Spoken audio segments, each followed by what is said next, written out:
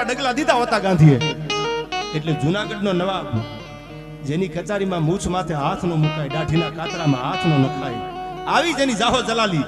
અને એમાં જ્યારે હોતા ગાંધી આવ્યા અને આમ ડાબા હાથે સલામ કરી વિપુલભાઈ. એટલે કોઈએ કીધું કે હોતા ગાંધી તમે ગાંડા થઈ ગયા છો, વાણિયા તારું મોત આવ્યું લાગે છે. કેમ કે આ તો જુનાગઢના નવાબની કચેરી છે, આને જમણે હાથે સલામ કરાય, ડાબા હાથે સલામ ન હોય.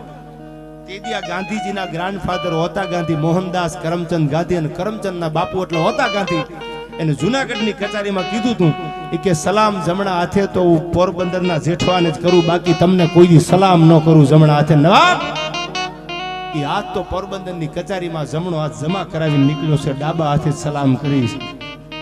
એના દીકરાનો દીકરો એટલે ગાંધીજીને એને પ્રતિજ્ઞા લીધી હતી કે જો તમારા મૂળિયા ઉખેડી ન નાખું ગોરાઓ હિન્દુસ્તાનમાંથી તો મોહનદાસ કરમચંદ ગાંધી નો કહેવાવું.